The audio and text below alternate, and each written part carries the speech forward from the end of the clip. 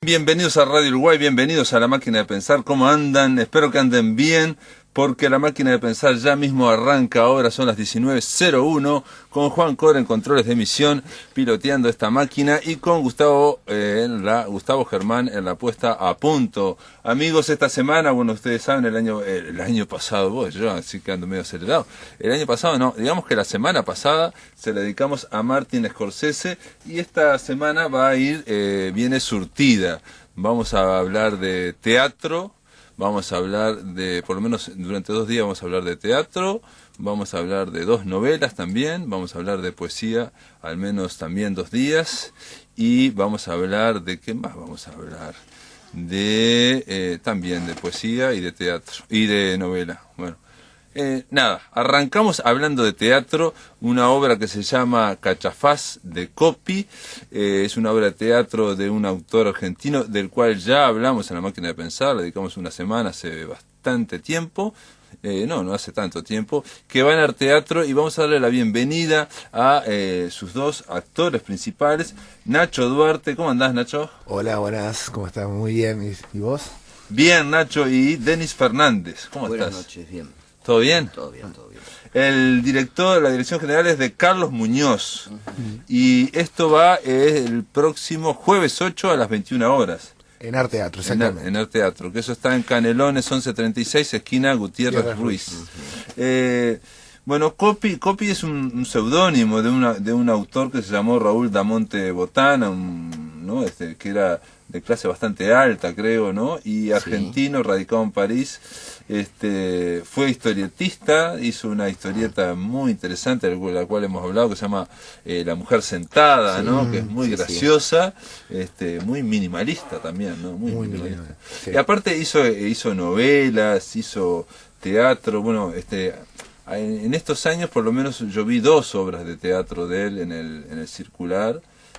Ahora no me acuerdo, una de ellas extraordinaria, era sobre Evita Perón, pero ahora no me acuerdo cómo se llamaba, y otra era sobre Coppi, sobre su vida, que lo hizo Pablo Robles. Exactamente, Pablo Robles. Se llamaba Coppi, exactamente, Coppi. Así era. Y pregunto yo, ¿se llama Cachafaz de Coppi o es Cachafaz? ¿Es la obra? Cachafaz? Seguro, la obra se llama Cachafaz y el autor es Coppi. Ah, perfecto. Él cuando la escribe, en realidad la escribe para hacerla...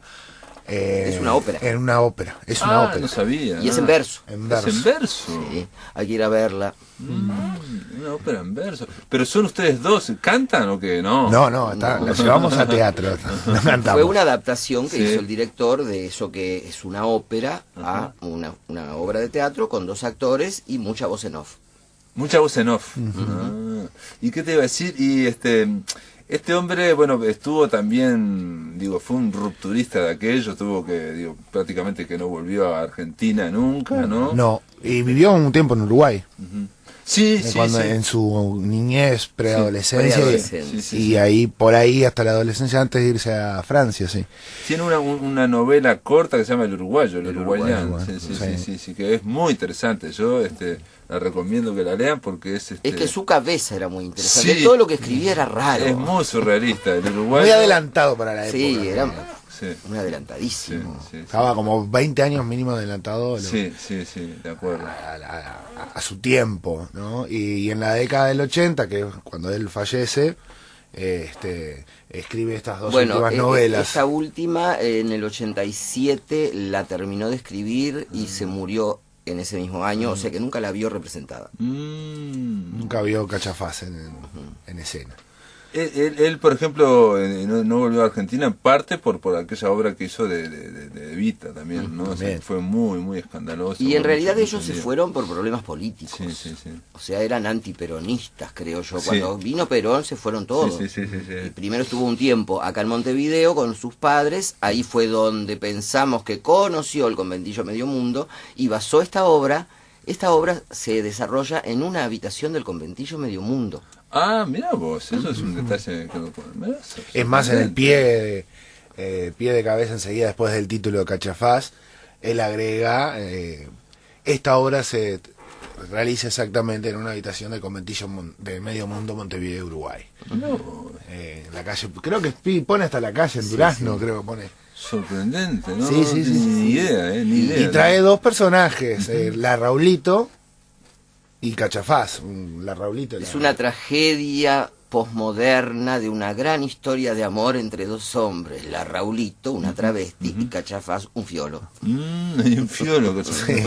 Bueno, él siempre es como muy ácido, ¿no? O sea, ¿no? O sea, es un humor, pero es muy ácido, ¿no? O sea, como muy, a veces puede llegar a ser cruel, pero después también tiene una mirada, ¿no? Seguro, mira, esta obra tiene 30 años, porque Uh-huh. fue en el 87, estamos en 2017, está cumpliendo 30 años de escrita. Y hoy por hoy dice cosas que siguen pasando 30 años después. Sí. Con respecto a la diversidad sexual, al trato con el diferente.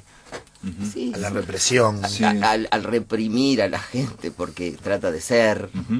Es eso. Ahora, de todas formas, copy sería lo más políticamente incorrecto. Pero por supuesto. En todo este tiempo, eso... si él viviera en este tiempo, no sabemos lo que haría porque sería, No. o sea, saltarían los tapones, ¿no? O sea, Pero por lo general, viste que los que nacen adelantados y viven adelantados mueren adelantados. Sí, bueno, a mí me pasó cuando yo vi la de Eva Perón, que me sorprendió. Está hecha ahora veo, porque yo no me acordaba, que fue la primera vez que la hicieron en el año 70, más allá de, porque aparte Eva Perón es precisamente es cambiada y después por un hombre, en fin, toda una serie de cosas, pero el análisis que él hace de Eva y del fenómeno me hizo acordar al tema del mito de Marilyn Monroe, ¿viste? Cuando el mito mata a la persona, bueno, él hace, más allá de toda la risa, digamos, está haciendo análisis muy profundos, te quiero decir, ¿no? Sí, no, a ver, en la obra de Cachafaz está todo el tiempo criticando una sociedad muy retrógrada para la época y es muy ácido, pero al mismo tiempo muy muy específico, te clava bien esa agujita en donde te duele más, pero con mucho humor. Sí, siempre con humor. Qué raro que lo haya hecho en un conventillo de acá, de Uruguay, ¿no? Digo porque viste que en Buenos Aires hay, ¿no? El tema de la... Seguro, pero él no vivió mucho en Buenos Aires, era niño, iba preadolescente cuando tuvo que venirse para acá. ¿Sabés lo que yo creo? Yo imagino Sí, imagino. que lo Cada que le actor pasó, se imagina. él lo puso en una habitación del conventillo Medio Mundo, porque en la época predictadura del 70, que él estuvo acá en Montevideo, en el único lugar de Montevideo que había travestis era en el conventillo Medio Mundo. Claro. Entonces, la protagonista es una travesti, la mamó de ahí, por eso está en el conventillo, porque ese era el lugar. Incluso el hecho de haber sido joven y que lo que le habrán dicho, mira lo que pasa en el conventillo, digamos, ahí está la imaginación del autor que se proyecta, ¿no? Como un espacio liberado, digamos, ¿no? De liberación. Seguro, en ese espacio se podía permitir todo, tanto que se permitió esta tragedia moderna de las historias de Cachafaz y la Raulito. Pasó ahí adentro, hay que ir a verla, es muy interesante. La Raulito no tiene nada que ver con la Raulito aquella. No.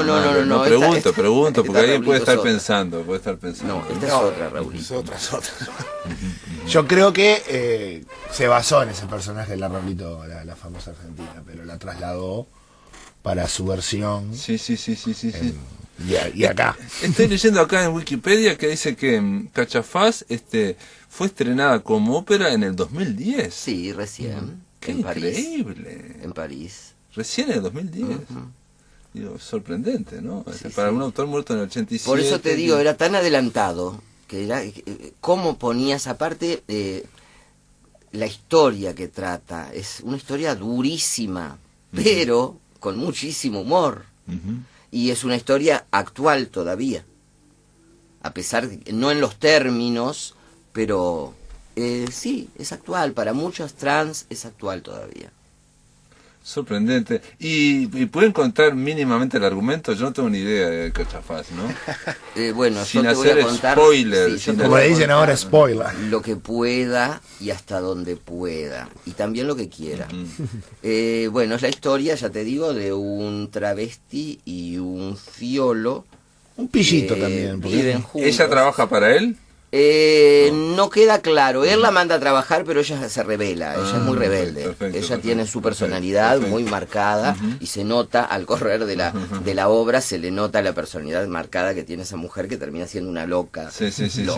Bueno, es eso, es cómo se desgasta esa relación y se transforma por el entorno en lo que termina siendo. Te explico, es una obra que tiene 2 actos totalmente distintos, el primero y el segundo. Hay un entreacto en el que la gente tiene que salir porque hay que cambiar el escenario, porque cambia todo. Y vi que dura como 1 hora y media. 1 hora y media. Los 2 solitos en el escenario 1 hora y media. Eso es buenísimo para un actor.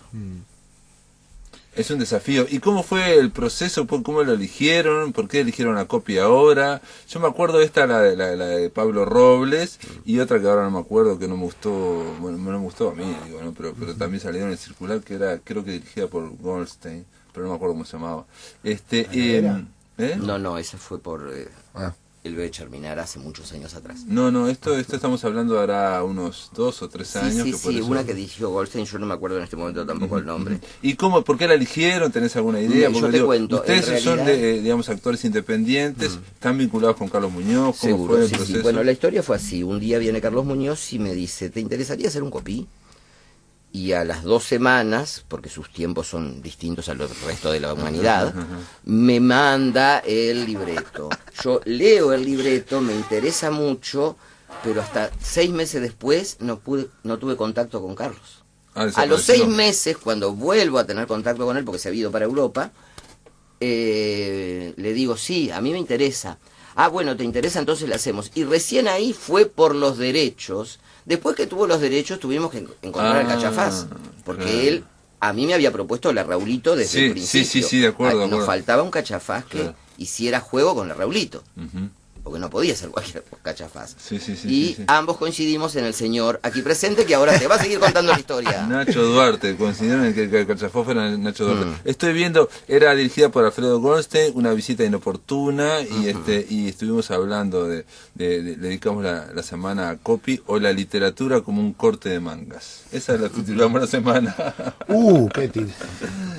Para que vean lo que es Coppi. Bueno, y a mí Carlos me fue por principios de diciembre del 2015, ¿no? 2015. O sea, este proyecto arrancó en el 2015, estamos en el 17. Sí. Largo. Sorprendente. Por el principio de diciembre de 2015, más o menos, me llama, viene a mi casa, me explica la obra, cómo va a ser, como la visión que tenía él, y me deja el libreto y me dice, te doy 1 semana si podés contestar. Así yo podía leer. Claro. Cuando la leí quedé fascinado con la obra, pero al mismo tiempo horrorizado. Seguro, porque te da miedo. Da miedo, dije. Hacer este personaje, lo que están haciendo estos personajes, lo que dicen. ¿Por qué te daba miedo? Porque es muy terrible. Hay mucho contacto físico. Hay contacto físico y hay una crueldad total. La palabra a veces, ¿no? La palabra en verso, porque es en verso. Es en verso, entonces es toda una cosa que es todo tan oscuro que si no le ponemos humor no funciona. Sí. Y el vocabulario que usa, que es muy fuerte, insultos. Sí, por eso sí, al mismo tiempo quedé enamorado y horrorizado. Y dije, bueno, ¿cómo? Cuando me vuelvo a juntar con Carlos, le digo, ¿y cómo pensamos hacerlo? Porque está fuerte, ¿y cómo va a ser el proceso? Cuando me dijo que era Denis, porque no me había dicho quién era la otra persona, hasta que yo confirmara Pero que... qué raro este hombre. Está bien, porque... Hace un proceso misterioso. No. ¿Sabes qué? Hay que conseguir a las personas que tengan química, porque es una obra que si no hay química entre los 2 actores no se puede hacer. Claro. Porque requiere mucho de lo personal agregado al personaje para uno poder hacerlo. Y tiene que generar una energía que la gente tiene que ver en el escenario. Si no se ve, no funciona. Claro. Bueno, y él logró encontrar eso. En general el teatro es eso también. Esa energía, ese despliegue. Este tipo lo que hizo bueno fue encontrar eso. Juntar a 2 energías que iban a estar. ¿Y ustedes habían trabajado antes con Carlos Muñoz? Yo sí, pero nunca con él. Yo nunca había trabajado con Carlos Muñoz Ajá. y nunca había trabajado con Denis. O sea, es nuestro primer primera. trabajo juntos y Estamos nos muy llevamos bien. muy bien. Un gran compañero. Muy bueno. Muy Y pero lo gran- que pasa es que si no es un gran compañero, hay que fumarse Sí. toda esa... No, Y es el gran compañero, gran proceso, amigo. me ¿no? refiero, El proceso fue rapidísimo aparte, porque cuando Sí. nosotros empezamos con las lecturas con el director, ya teníamos bueno, yo hacía 6 meses que tenía el libreto ya cuando empecé a ensayar. O sea que yo ya tenía, el personaje ya era. El ¿Es director, más difícil en verso o...? a mí me o resultó en más fácil para aprender letra el verso.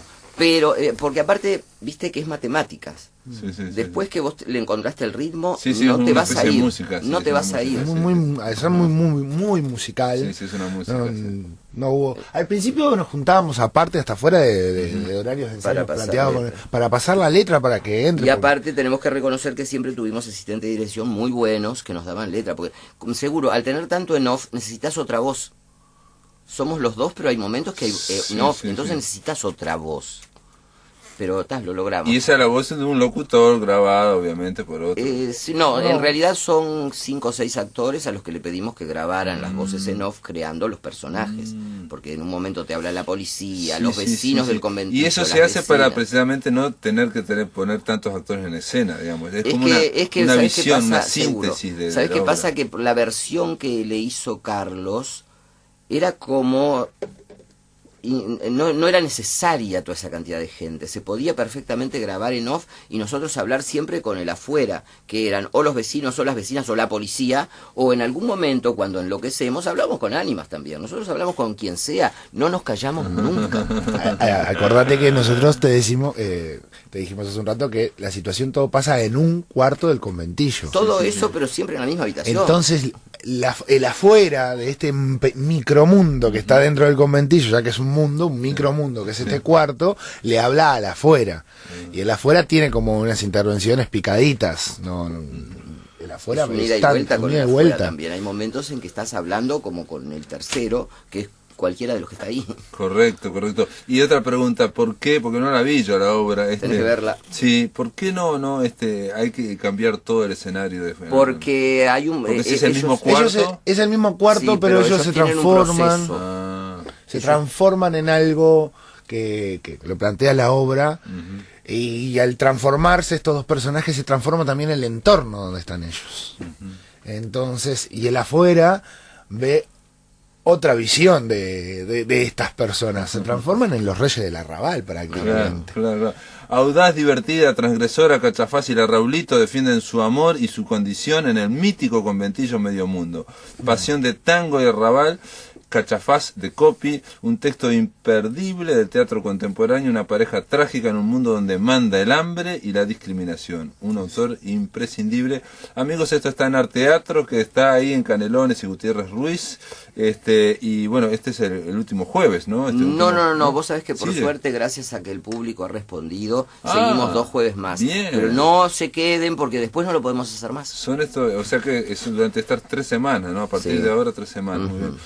Esperen un poco, vamos a hacer una breve pausa, amigos, y continuamos después con la máquina de pensar. Continuamos con la máquina de pensar. En el aire de Radio Uruguay, La Máquina de Pensar.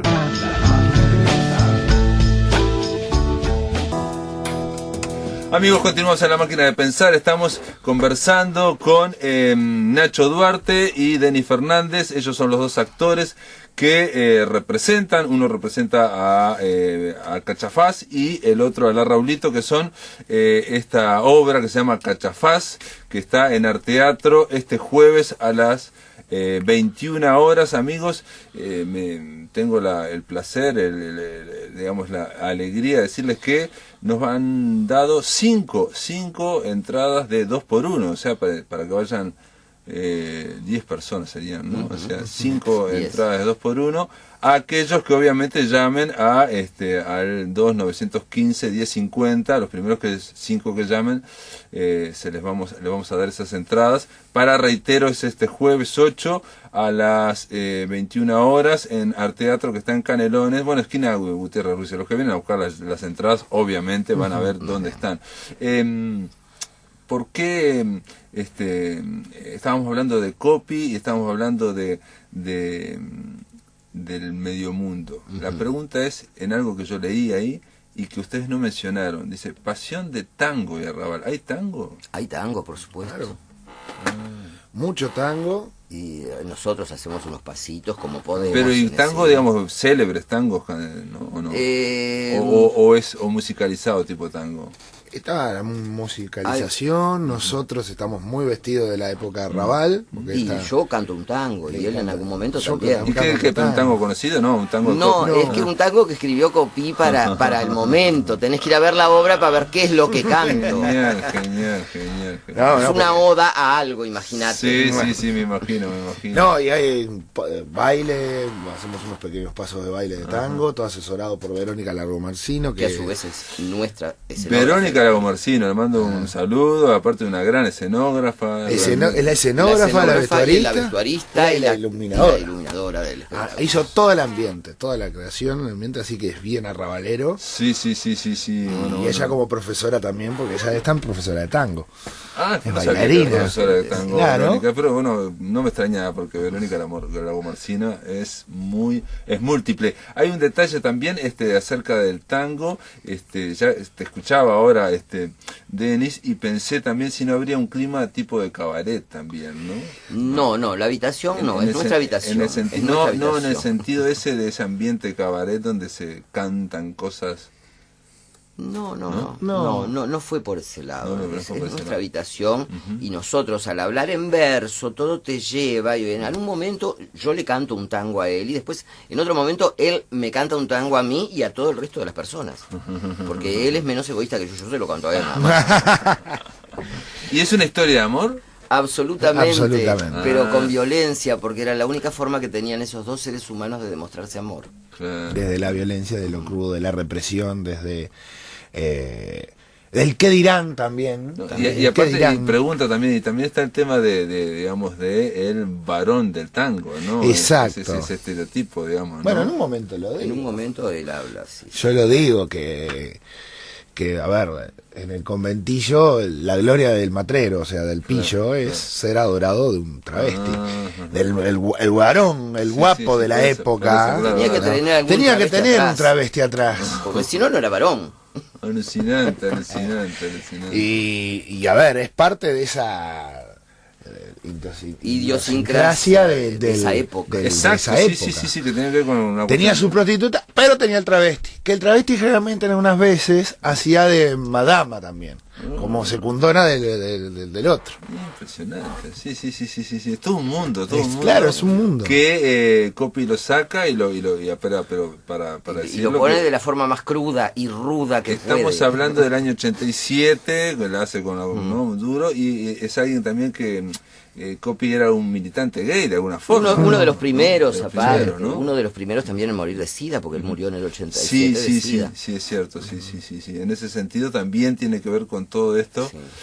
Aunque reitero que, por ejemplo, yo me acuerdo la de Eva Perón, el tema del travestismo, el tema de hombre, mujer cambiándose, está ahí presente, digamos, ¿no? Está. Bueno, Por en eso esta es lo que yo te en decía, esta que era un obra también, adelantado. En esta obra hay algunas frases que dice mi personaje referidas a hombres que eran mujeres y mujeres que eran hombres.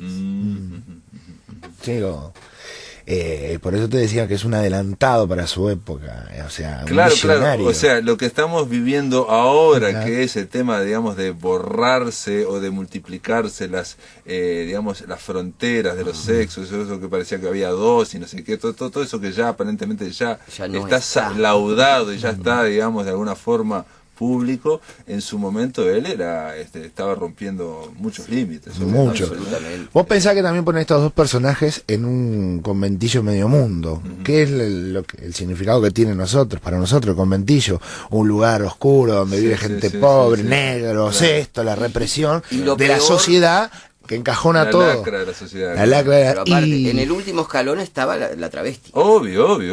Sí, La travesti, obvio. yo me la imagino, ella no podía salir de la pieza, porque si salía de la pieza las vecinas la insultaban, la escupían, le tiraban piedras, era como una Jenny, pobrecita, salía de noche a laburar en la esquina Claro. y durante el día estaba encerrada, no podía salir. imagínate, en el mundo ese que eran los desahuciados, los que nada quería la sociedad, que ya estaba eso, flor de represión en ese gran conventillo, el conventillo mismo también genera una una represión sobre estos dos De personajes. todas formas, siempre Copy tiene una cuestión cómica, humorística, y Totalmente, siempre tiene por esa supuesto. cuestión muy disfrutable que vinculaba eso, ¿no? A temas poderosos, digamos, importantes, con esa cuestión media de vodevil, esa cuestión muy graciosa, muy cómica. Así que, amigos, aquellos que llamen, hay entradas 2x1 para aquellos primeros 5 que llamen aquí a la máquina de pensar, al 2-915-1050.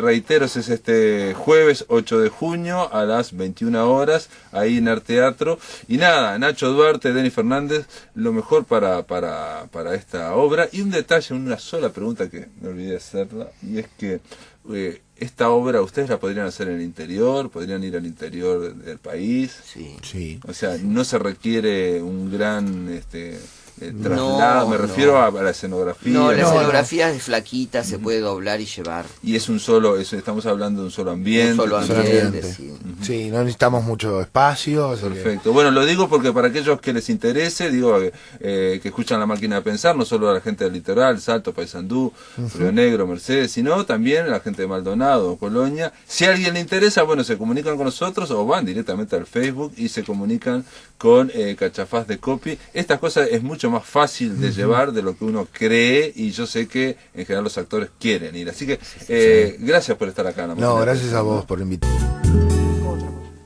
Amigos, continuamos en La Máquina de Pensar. Estamos conversando aquí, antes de arrancar la máquina, ya estábamos conversando con la poeta Laura Martínez Coronel. ¿Cómo andas, Laura? ¿Andás bien? Bien, de bien. Anda con el libro nuevo, Laura Martínez Coronel, se llama Un bosque por dentro, hace muy poquito que salió, está editado por Civiles e Iletrados, ¿no? Sí. Este es un libro nuevo. Y ahora me estabas diciendo dos cosas. Una que vas a leer mañana en Calima, que está en Durazno y Jackson, tipo a las 20 horas. Sí, 21 a las horas, 20 por ahí, horas, sí. tipo ahí. Y la otra, que no sé, eso no me Estaba dio. en la solapa. ¿Está en la solapa? Ah, dice así en la solapa. Mirá, vos, este libro, Un bosque por dentro, obtuvo la primera mención en el concurso internacional de poesía Marosa y Giorgio, digamos en la segunda edición, ¿no? Es un concurso bianual. El jurado estuvo integrado por Wilfredo Penco, Washington Benavides y Jorge Piñataro. Y vos sacaste primera mención en este libro. Sí. Y el prólogo, vos me decías, está hecho por este hombre de Dominicana. Sí, el Premio Nacional de Literatura de República Dominicana, que en realidad ya me hizo el prólogo de Bandada de Dados. Virgilio López Azuán. se llama. ¿Bandada de dados cuál era? Ahora no, porque yo Uno que me confundo. publicó Ático, el Perfecto, séptimo libro. Perfecto. Después publiqué 2 en México, Sí, un muy lindo libro, el Sí, de muy México, lindo libro, muy lindo libro, sí, sí, unas ediciones muy lindas. Muy elegante, sí, muy pulcra, sí, realmente sorprendente, sí. Te publicaron en México y ahora publicaste Un bosque por dentro acá en Sí. en Uruguay, pero todavía prácticamente no lo presentaste, ¿no? No, todavía no. Voy a empezar presentándolo en Melo, bueno, y acá en Montevideo también lo voy a presentar, pero estoy esperando un poco el momento, o sea, y el lugar más bien, básicamente, ¿no? Está bien. Estoy viendo. Laura Martínez Coronel tiene, yo leía este libro y digo, te digo una idea, que pensaba que parece que de alguna forma parece que siempre estuvieras escribiendo el mismo libro. Sí, tal cual. Creo que siempre el mismo libro, aparte yo. Porque yo, a veces viste dice que la poesía, ¿no? Pero en mi caso yo considero que es completamente autobiográfica. Porque yo sé que hay gente que dice que considera que a mí un poco me lastima, te diría honestamente porque es la palabra lastima, porque todo lo que yo escribo es vivencial.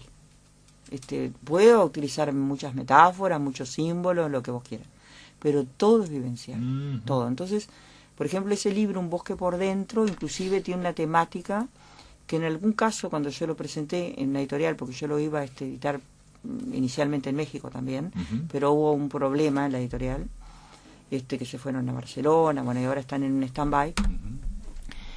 Me dijeron, mira, no sabemos realmente si el libro se puede clasificar en poesía. Ah, ¿este libro? Sí. Mirá. Y yo digo, no importa dónde se va a clasificar, Claro. porque en definitiva eso no es el asunto, yo escribo y está, no para ser clasificada, ¿no? Claro. De hecho. Pero es que el libro tiene una temática que es continua, o sea, que es... Y sí, porque El bosque por dentro, sí es un poco también, tenés razón, como el libro que lo antecede, Archipiélago de Nadie. Porque yo hablaba antes de las muchas islas, del desconocimiento, y ahí hablo de que todos somos adentro. Y cuando yo viví en un pequeño pueblo que se llama Villa Ituzaingó, que viví durante 4 años. ¿En Cerro Largo? No, Villa Ituzaingó está en San José. Ah, en San José. Pertenece a San José, pero está más cerca de Santa Lucía y de Florida. Son esos particulares lugares que tenemos y que no conocemos. Pero era un lugar de 600 o 700 habitantes. Nunca había nadie. Y entonces yo de mañana, visitaba la plaza más linda del mundo y parecía un bosque. Ajá. Pero a su vez yo caminaba sola muy temprano y yo pienso que todos somos un bosque por dentro. Y como yo trabajé en un centro de enfermos, de psicópatas ahí, que se llama RBC Ituzaingó, donde tuve una instancia bastante desagradable a raíz de una columna que yo escribí en la revista en la cual... En Cara de Careta, sí, sos columnista Cara de Careta. Sí. Yo tuve un problema que pierdo el trabajo ahí. ¿Por una columna? Sí, perdí el trabajo por una columna. Por escribir, mirá vos. Sí, señor. La columna se llamaba El Archipiélago de Nadie. Después entonces, ¿qué pasó? Ese poema sí está en ese libro y yo ahora no lo leí. Un bosque por dentro se llama. Sí, pero no es un poema, en realidad es como una especie de carta que yo escribo ahí que se llama Mañana. Porque el problema es el siguiente, por una falta de comprensión lectora, lo que yo considero bastante delicado, bastante grave, porque la brecha cultural, a mi criterio, está propiciando un grado de que todos hablamos el mismo idioma, aparentemente todos hablamos español, pero no nos entendemos. Hablamos diferentes dialectos. Entonces la persona que estaba al frente de ese lugar no entendió la columna. Yo la columna la hice para ayudar, para favorecer el lugar, porque dije, acá hay gente que está viva. Y entonces hablaba un poco de los pacientes que yo atendía. Y yo los quería muchísimo. Y ellos a mí, inclusive, yo hacía un trabajo que pedía muchas veces que se me inspeccionara y nunca se me inspeccionó, con un programa, ¿no? Y entonces ahí, en un momento dado, ellos consideraban que yo agredía el lugar. Y entonces algunos se burlaron por acá, por esa zona, porque les pareció bárbaro. Estás en la época de la Inquisición, te van a quemar en la plaza. Pero lo cierto es que a mí me dolió mucho. No, pero aparte si significó la pérdida del empleo, totalmente. Estamos hablando de cosas delicadas, porque sí, no se gana mucho. Con la escritura. Y aparte digamos, no solamente no se gana sí. mucho, sino que perdí una cuestión que yo me involucraba mucho emocionalmente. Entonces, ¿qué pasa? Les impidieron inclusive el acceso a mi casa. Entonces, es una cosa que parecería muy loca, pero que sucedió. Sí, y ellos venían a pedirme ayuda, inclusive había una mujer que había tenido un problema, que era una dramaturga, y me decía, yo vengo a hablarle por aquello de los lazos. Y ellos me pedían que le leyera Pessoa, ese poema está ya mañana ahí. Y yo lo quise integrar a ese libro, porque fue el día en que sabía que yo no iba a volver. Sí, dice, leeré Pessoa, alguien sonreirá, alguien estará feliz simplemente por eso y me pedirá 1 y 1000 veces que lo lea, que regrese con ese libro una y otra vez, que ahora se entiende consigo, que no podía entenderse. De todas formas, tu poesía en general tiene esa cuestión como muy surrealista, ¿no? Claro, que uno pero... piensa de repente, pensé en esa pintora, creo que es mexicana, ¿no? Sí, Remedios Varo, ¿no? Que es de mundos y mundos. Y también pensé cuando, no tiene nada que ver, pero hace poco leí un libro de cuentos de alguien que le gusta mucho el surrealismo, que es Dobrinin, Pablo Dobrinin, y hay un cuento, uno de los mejores cuentos, se llama algo así como El bosque que crece sin parar. Mira tú. ¿No? Sí. Es un bosque que crece sin parar. Están en la mitad ellos de ese bosque de noche y por la mañana no pueden salir porque va creciendo sin parar, ¿no? Sí. Y no sé, simplemente por la cuestión esa de lo fantástico, o más bien de ver otros mundos, ¿no? Pero lo que pasa es que nosotros en esta vida, yo pienso que la vida tiene mucho de fantástico y vemos muchos mundos. Sí. Pero yo en mi caso no me considero un escritor. Siempre me lo han dicho, Sí. Pero yo no me considero una escritora surrealista. ¿Vos te considerás autobiográfica, aunque no, uno va yo leyendo? No me considero surrealista, me considero que saco fotografías interiores y que después las traduzco en palabras. Por eso escribo con tantas imágenes. No lo hago a propósito, es una cuestión que me fluye totalmente. En el prólogo creo que está bastante acertado ese prólogo. Si bien los prólogos a veces no son tan acertados En general uno tiende a salteárselo, ¿no? Leer primero el libro y después el prólogo. Sí, claro, ¿no? porque hay prólogos que realmente sí, son para saltear. En este caso, yo quería subrayarte algo que es una cosa muy breve. En tu pecho crece el bosque, la lluvia deshabitada y el exilio digital, tajo y herida. Basta con una frase que nunca recordaré, se perderá para editar un libro que no venderemos nunca. Tal cual, sí. también la vida de alguna Son manera. palabras muy fuertes también, ¿no? Aparte, te digo en serio, yo creo que considero que es un tipo de escritura, o sea, uno ya a esta altura que ya envejeció un poco, o envejeció bastante, ya puede ser completamente autocrítico, ¿no? Sí, es algo que sí. Y yo realmente pienso que es una poesía reflexiva. Sé que es difícil, porque me he dado cuenta por la gente, por la respuesta de la gente, de que a veces no entienden. Bueno, está bien. Pero es constante. Por ejemplo, digo, yo me acuerdo que en un libro muy diferente tuyo que se llamaba La piel del relámpago. Ah, bueno, pero era otra etapa de mi vida. Claro, muy diferente. Pero sin embargo, yo leía esto y aparecen los relámpagos, aparecen no, los hay volcanes, imágenes que son aparecen, reiterativas. digamos, Sí, lo que pasa los es que para mí incendios, es eso, ¿no? Claro, como yo incluso Las nombraba a erupciones. Melo, Sí, que yo le llamaba el pozo del incendio, ¿tá?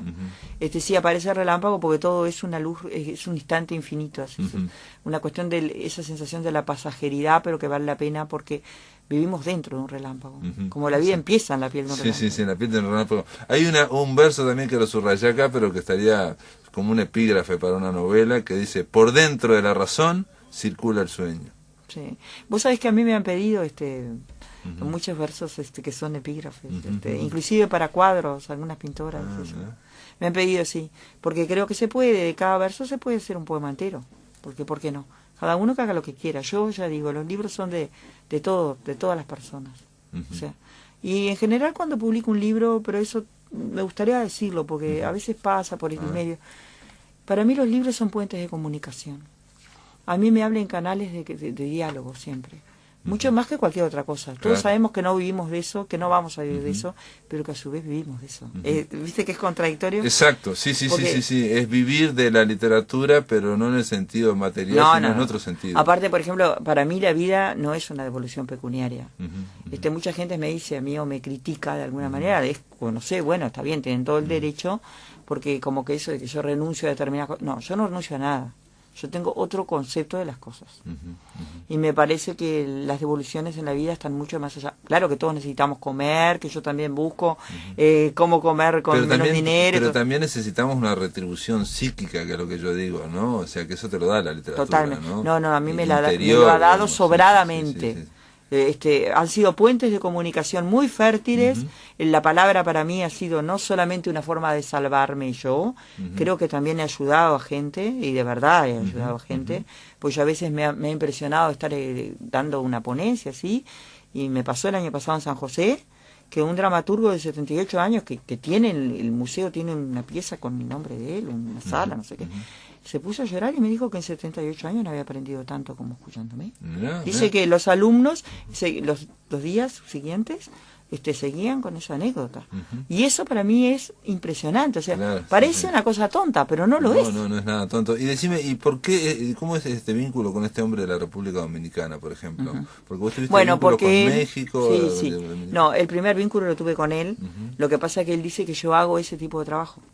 Que él le puso un nombre que le dice fluismo, que es un movimiento que dice que son maneras de escribir, bueno, que también están ligadas al automatismo, y yo lo discuto, te lo digo sinceramente, porque yo en mí lo discuto, o sea, y refuerzo yo, sí, porque es muy personal. No es automática tu escritura. Yo no tengo una escritura automática, pero te lo puedo asegurar, yo sé que me lo han dicho, pero vos podés decirme, o sea, yo puedo ser crítica de otros y fallar, sí, pero no es así. Yo tengo método, constancia, trabajo, y yo te puedo decir, si yo hago una columna... ¿Y la edición después? O la corrección, yo no soy muy de corregir, ¿está? Pero me he vuelto con el tiempo, porque viste que el oficio de escribir sí existe. Sí, eso sí. Yo lo descubrí. El oficio de Porque corregir. yo no lo tenía muy claro cuando vos leíste La piel de un relámpago hace unos años, ahora lo tengo claro.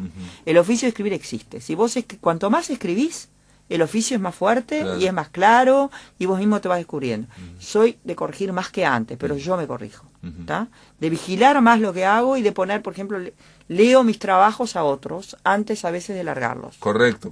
O sea, puede ser la escritura, digamos, que fluya, pero después una lectura posterior. No. En mi caso yo tengo, está bien, puede ser que yo no le tenga mucho miedo a la página en blanco, ¿está? Pero lo cierto es que yo no es esa escritura automática, ni incoherente. Es más, yo discuto contra la escritura incoherente. Porque a mí no me gusta que se juegue con las palabras. Me parece que las palabras son algo muy serio.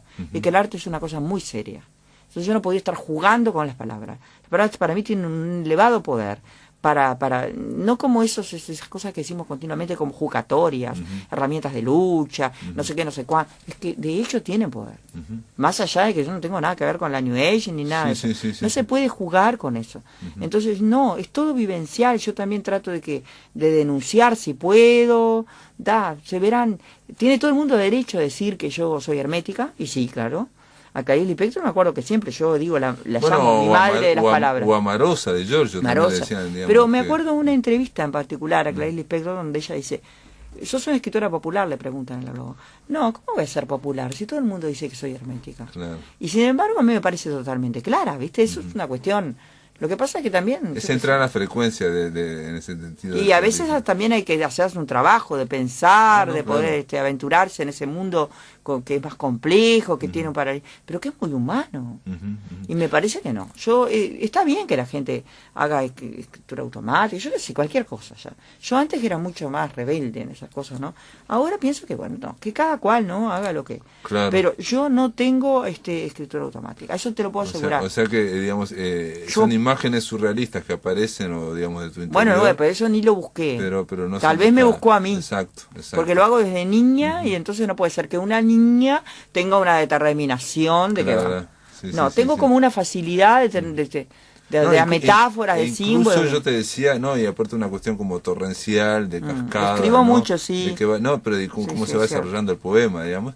Y yo te decía que en parte pareciera que fuera el mismo libro, por lo menos con los anteriores. Pero aparte escribo mucho, sí, porque es verdad. No sé, estoy conversando con Boris Faingola, me decía, a mí siempre me impresionó como la cantidad que escribís.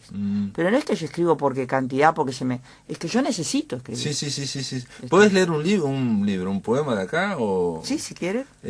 A ver, tengo acá Las huellas digitales de la luz, por ejemplo. Claro, tengo que poner unos lentes porque... Bueno, pero ya estamos, porque nos falta 2 minutos, ¿no? Dale, entonces, o 3, yo bueno, creo que bárbaro. Da para un poema, da para saber de qué estamos hablando. Sí, lo leo, sí. Mañana van a llamar, van a golpear lentamente las ventanas. Quizás apaguen los buitres de la madera, quizás multipliquen las manos del agua. El día letárgico en el cual diré palabras coléricas, como esas tinieblas llenas de agujeros rojos en un cuerpo de arena frenético.